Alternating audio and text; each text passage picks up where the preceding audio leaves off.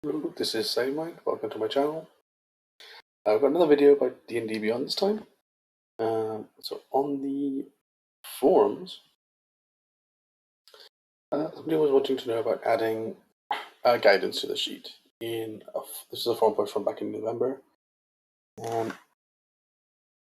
Guidance is a spell that allows you to add 1d4 to any skill check you make. Lasts for a minute until used. You can add it to yourself or to anyone you want. And of course, if you're in a party with somebody with this, you're going to get guidance a lot. Somebody in the forums back in November asked if there's a way to automatically add it to any skill check you make, or to have it in effect. Which I replied, it's not possible. You just have to roll a d4. This is because this is kind of true. There is no way for the sheet at the moment to monitor temporary effects, which are things that are only for an hour or only for a minute or whatever. It doesn't have the ability to change that on an automatic basis. So normally what you have to do is, if you're using, say, the dice roller, you just have to remember that if you have guidance or anything similar to it, you can just use the manual dice here to roll your d4. You can then get the result and add it to whatever roll you made, which is fair enough. It's easy enough to do and simple. But somebody does more recently bring up the mention that they get it quite often, and if there's a way to see, there we go. I guess I'm into D&D. Into D&D now. Do you know if there's a place to mark a character who's given guidance regularly? I keep my character sheet in the app, and I'm worried I'll forget I have it, which is a genuine complaint. There isn't a way to really properly mark it on the sheet. One post, the one that's actually helpful, was Von Kansen. Might be mispronouncing that, I do apologize. Basically to mention about using an item that you can then equip and unequip. And it always stays at the top of the inventory. It's a good suggestion, but doesn't really do the job quite well enough for my liking. So you could just homebrew an item and just add that, and then you can equip and unequip. And then, like he's saying, to add a modifier to the item, a bonus to the saving throws for one or set type, and choose guidance plus 1 to 1 in the description. That when you have it equipped, it should appear here as a reminder, which is a fair enough option. It's not really suitable for me because I don't use this for reminders anyway. I would easily overlook this. There's not a lot that actually affects your saving throws. Also because guidance doesn't affect saving throws, it only affects skill checks, so it's kind of misleading. Although it would be useful if you had something like Bane or Bless, which does affect saving throws. What I suggest is using a custom action, and then you can modify the title of the action to change whether you do or don't have it. It's still a little clunky, but for me, it's the one that works the best. So if you go into Manage Custom, so let me bring it again. So on your sheet under Actions, at the top right here, click Manage Custom. In this box here, you can choose, there should be 3 options: General, Spell, and Weapon. I don't know if you can see it on your screen, because I don't know if it always... Like, I can't find a way, because if I try and go back to my system that records my screen, it automatically closes this, so I can't see if this is actually being recorded. The drop down should, but it might not. But your options are General, Spell, and Weapon. Just go with General. And I'll take you to this, Custom Action 1 or Custom Action 2, whatever. Click, and then click Edit. Now, the other things you need to change would be the dice count to 1, and then the dice type to D4. In those things, you can have to include action time as 1, and then in activation type, action, and then display as attack. You'll see this is because it appears in your actions list because most of the times you're going to be using your actions list for your things to roll. That's what the whole point of this list is for, and it'll always default to all. So it brings actions that things that are taken action all at the top. This is just a good way to have anything that's going to be things you want to roll more quickly. It's good to place them all here. It's nice, easily accessed, easy to see, and more easily going to remind you of things if you have a note, like we're doing now. This is why we choose display as a text, otherwise it won't display here. This is supposed to be just your text that appear here, but clicking this allows it to appear no matter what. Also good for the cantrips that are saving throws, because you're going to be using them often. They'll make them appear as well.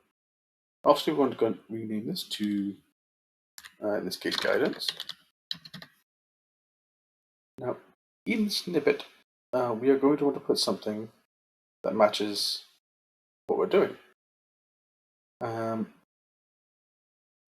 this case, I've actually already pre-written this. If you have guidance, you can add 1d4 to any skill check. It won't appear here, but it will appear down in your list below, because it gives you more details. It's a good reminder. What we can do for the description, however, we can do something a little bit more fancy. Unfortunately, there's no normal way to mark something up. Like, you can't put in tooltips, so if you hover over it, it brings up the guidance spell. You can't easily put things into bold or text or whatever. You can still do things. It just requires a bit of what's called HTML, which is the website language. And so it's the code, for lack of a better term, that makes your browser read websites. So, weirdly enough, I only found out today, and only by pure testing, random testing, this box will actually, I suppose this one as well, accepts HTML. So there is a way to actually create a link to the spell in that box, which will appear in your list. Now, I put this in my notepad, which I'm going to show on screen now.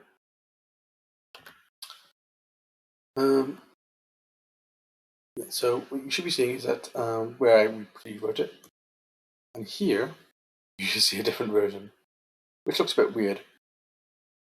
So this bit here is called an opening tag, and this is the corresponding closing tag. Anything between those is going to appear in bold. And this whole bit of gobbledygook here is the link. So when you want to create a link in HTML, it starts with just an A here, because it actually stands for anchor, really not. Href or href, href, equals opening bracket, the full web URL of the address you want to go to. For this spell, it is found at this above address. Let's read here. ndbeyond.com, spells, guidance. Put those in quote marks. You can use double or single. There'll be a space. It won't show the space here just because it's a weird window. There'll be target. I actually put the equals. And then brackets underscore new.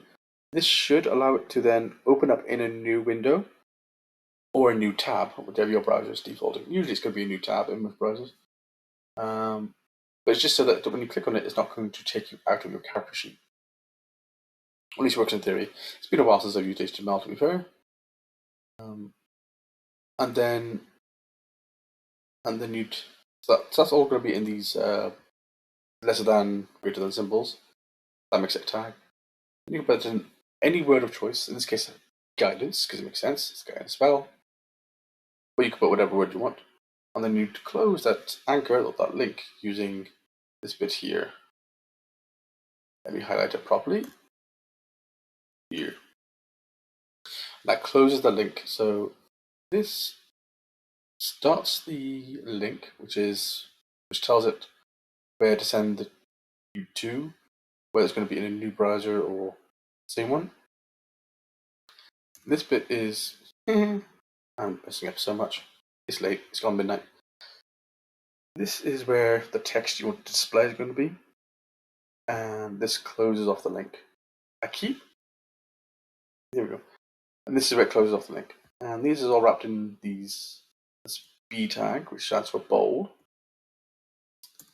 And I've done it again here for the 1D4. So I'm going to put this into the box. Let me take this off screen for a moment.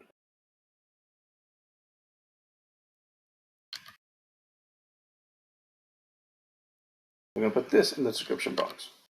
I will put this in the description of this video, and since I will probably be posting on the same web forum, I'll link to that forum as well, and you can see it there as well. This makes it easier for you to just copy and paste if you're going to use guidance. But it is going to be there. Now what should happen is that once we just click out of this, you see it works there already. But yeah. Now what I suggest, I'm skipping ahead. In the title, I'm going to put guidance, then just a question mark, and then either yes or no. So let's say yes. You'll see the updates here. So this is going to immediately tell me guidance, yes. So I know I have guidance, and then I can just click the 1D4. And yeah, for again, I can then just add that. So I now have guidance, I want to do my deception. What is it with the falls? Okay, 1D6, and then I can just add the thing.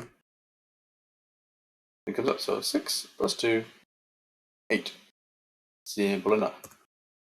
And then once I've used it, or the timer runs out on it, I can just edit it, and then put I'm just being nervous. No. And that's a way to edit it. You'd edit it every time. Bit annoying. But there is no other way to more easily choose whether you do or don't. It is there. It is in reference. It does show in your main bits that you always see whenever you go to a character sheet. And it is relatively easy enough to edit. Just switch between no or yes. You got it there, so you can very easily click it each time without having to go into your manual dice. And you can see here, it will list it under here, guidance, if you have guidance for the project. And if you click it, it brings up the full thing, and you can actually click here. Should hopefully add into a new window, and it gives you this full spell description there. I'm actually going to check and see if I can actually add that into the snippet. I haven't actually tested that yet. Let's see if that would work.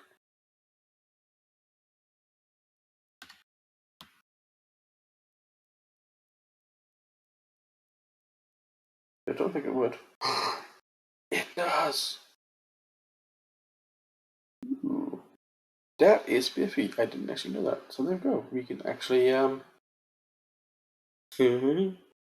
finding new stuff all the time. Hey! Where'd you go?